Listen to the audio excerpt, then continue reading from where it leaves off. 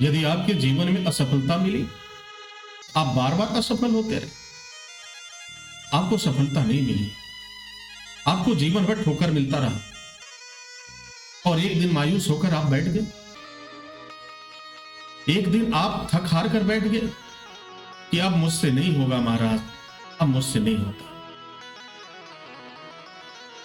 अब एक प्रश्न उठता है, माना कि आपने कोशिश बहुत किया, फिर भी आपको सफलता नहीं मिली, फिर भी जीवन में जो लक्ष्य आपने निर्धारित किया था उस लक्ष्य को आपने प्राप्त नहीं किया और थक हार करके, निराश होकर के, मायूस होकर के आप बैठ गए। अब मेरा एक प्रश्न है आपसे, उन सभी लोगों से जो जीवन में असफलता का मुंह देखा, असफलता का सामना किया, उनकी झोली में असफलता आकर गिरी और सफलता का नामो निशान नहीं रहा। आपसे एकमात्र प्रश्न है मेरा, कुछ क्षण के लिए इस प्रश्न पर विचार कीजिए।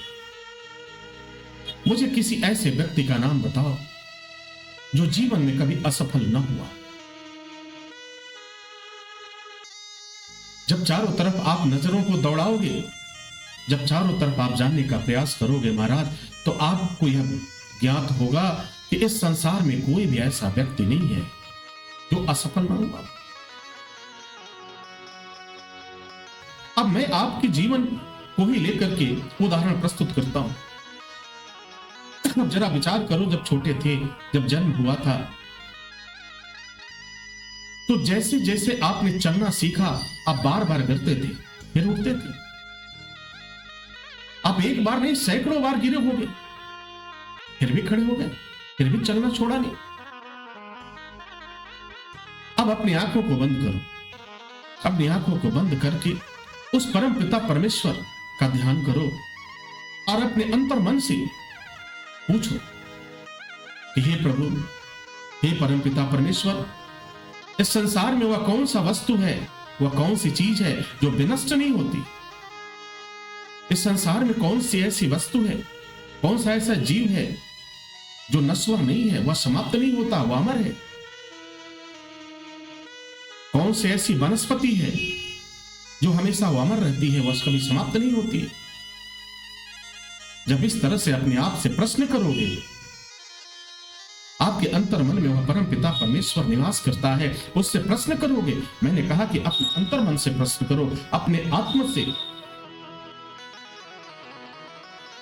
अर्थात आपके अंतर मन में परम पिता परमेश्वर का वास है। अगर परम पिता परमेश्वर आपके हृदय में वास नहीं करते, तो फिर आपका मुस्कुराना, आपका बोलना, मेरा श्रीमद् भागवत कथा कहना और आपका सुनना, ये सब कुछ समाप्त हो जाता।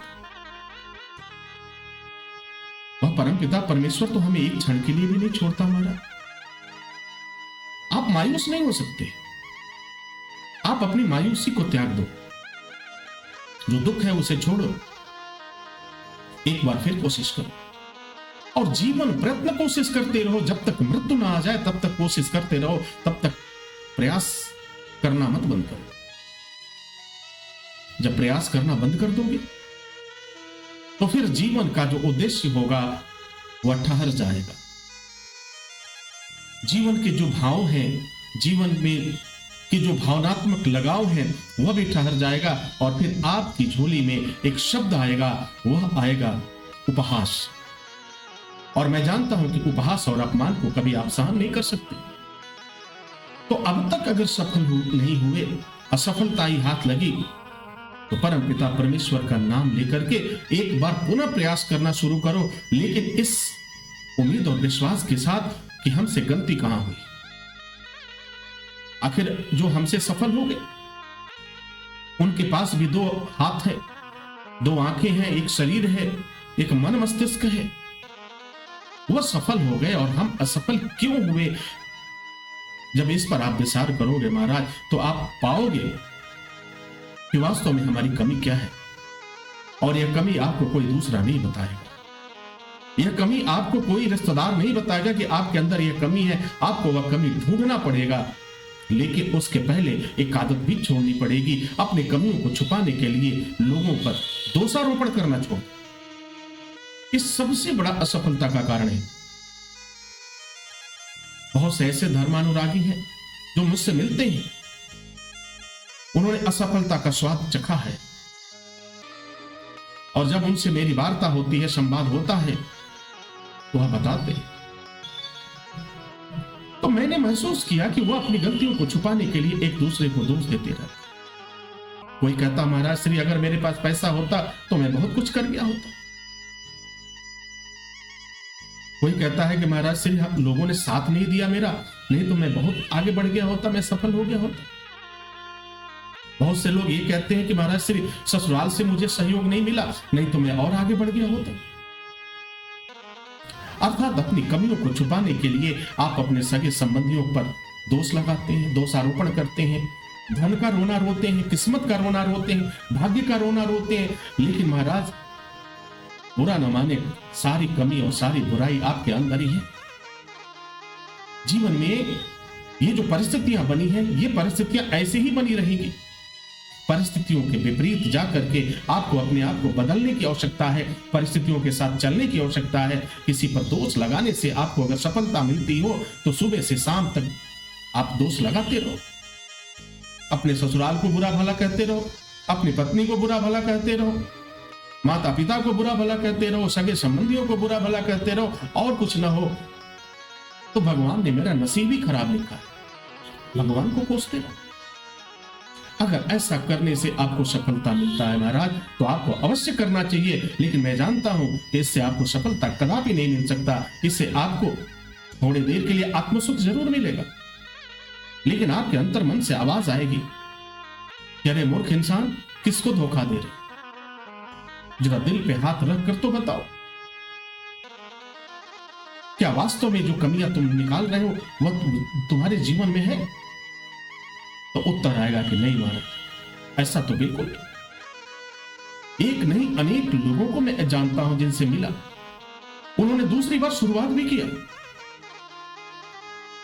उन्होंने एक बार फिर कोशिश किया और कुछ ही समय बाद उन्हें सफलता मिली। और जब वो दूसरी बार मिले तो उनकी आंखों में अश्रु जल थे,